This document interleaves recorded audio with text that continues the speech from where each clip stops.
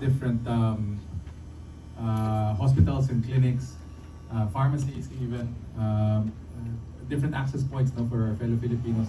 But our mission is to provide every Filipino the right to good quality healthcare.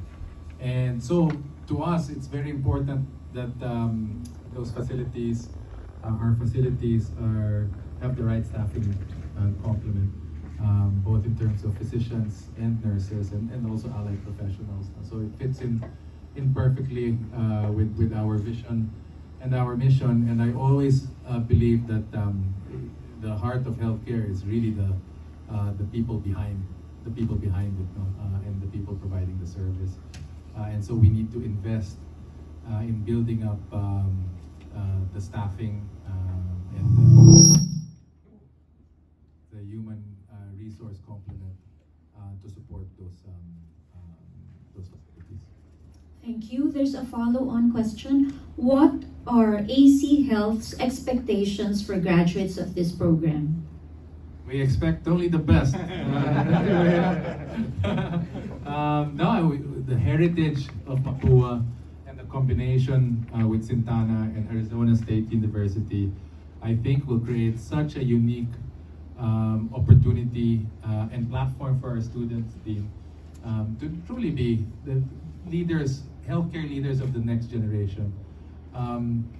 Well-rounded, very averse in technology, in a more holistic health training. I'm sure some of my colleagues here will agree that that's where the future is. We need leaders who are healthcare leaders who are really not just one-sided, no? But multifaceted, multi-skilled practitioners, and whether it be nurses or allied professionals or doctors. But we believe strongly in the tradition and the heritage of Mapua and the complementary technical competencies that Arizona State would provide, and we feel very strongly that the graduates that will come out of this program will truly be differentiated and well prepared to be leaders of the future. Thank you, Mr. Borromeo. Yes? For Dr. Santos, the Universal Healthcare Act of the Philippines was passed in 2019, but WHO were saying at the earliest could be implemented on 2030. What do you feel are the stumbling blocks, and what's the actual situation in terms of how soon implementation can actually be done? Because we're always talking about Universal Healthcare Act and how it's going to be down to the benefit of the citizenry, but it seems there's a lot of stumbling blocks to that. Thank you for the question. Universal healthcare is something very close to my heart, although I am not officially connected with the Department of Health. However, one of the biggest barriers to UHC implementation is really a lack of health professionals, the distribution of health professionals, the numbers of health professionals, in order to be able to staff the needs of universal healthcare really needs to be supplemented. And I think that's where the education sector really needs to rise to the challenge, because we not only need to provide enough numbers, but we need to provide practitioners who are trained and whose skills meet the needs of universal healthcare. And as I understand it, there are areas which are actually piloting universal healthcare, and we would like very much to be part of this journey. Thank you. Follow-up question, but Mr. Borromeo was saying all the trained practitioners actually are looking for jobs elsewhere, leaving the actual profession that they've been trained for. So how do we alleviate that situation? Yeah, another very difficult question to answer, sir. Look, definitely, we would like to have a lot of links with stakeholders who will be sort of the acceptors of the products that we graduate. And hopefully in this way, we will be able to match the needs of the workforce with the skills of the students, the graduates that we produce. And of course, we continue to advocate, for better working conditions, better compensation, and hopefully with all of these efforts, we will be able to provide a place for our graduates to work. Will the scholarships tie them up in terms of commitment to have to be working within a particular system? Yes, there will be a return service agreement that will be expected with the scholarships. And that's one of the many initiatives that we, in our PSAC committees with the President and the Department of Health, have been recommending return service arrangements. We've also been recommending different nursing degrees and programs, including for nursing assistants and nursing aides. Potentially shortening the master's program for nursing, so we have more teachers for nursing too. So there's many things on the table that we have been discussing with the Department of Health and with JET. But yes, scholarships are a very important part of it. Students are the long-term solution. We need more students, we need more schools, and we need more students, and we need more groups to support those students in the form of scholarships. Thank you. Yes, Anne? Hi, I'm Jessica from Manila Bulletin. I won't stand na.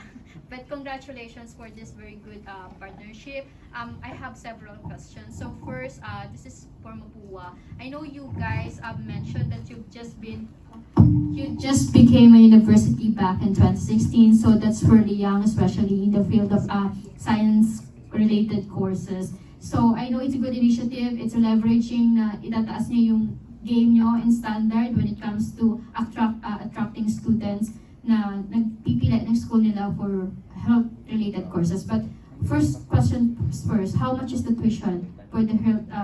Because I'm writing for education section. I'm sorry, so I have to narrow down these things.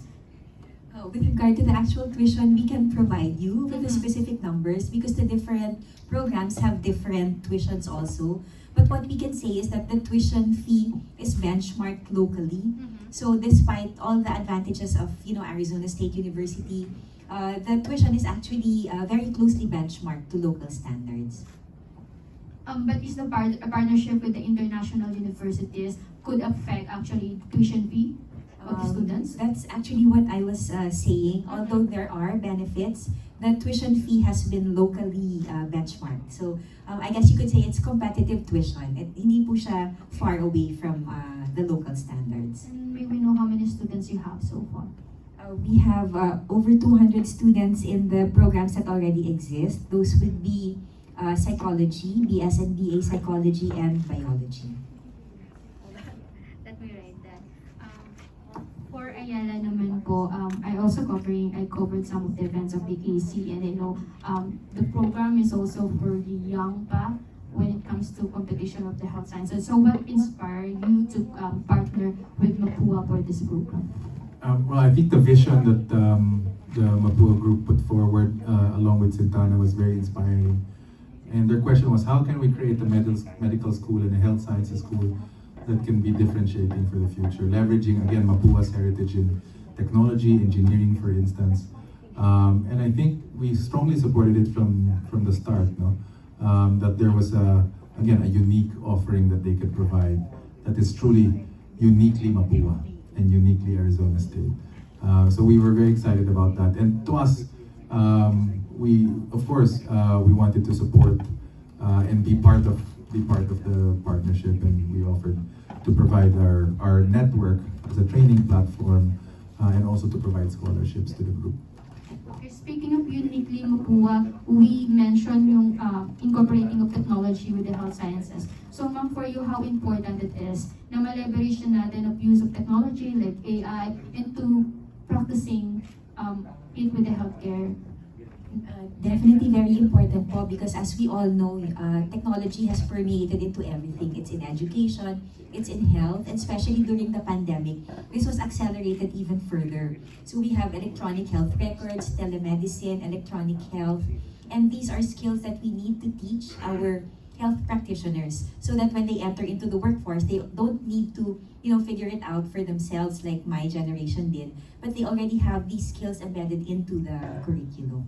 So our aim is really to have practice-ready professionals, and digital literacy and digital skills are one very important component of that practice readiness. Sorry, last question from you, ma'am. Do you have a target number of students to enroll, especially this year and then the next year, given that you have 200 now? Yes, we do have targets. Are we able to share those targets?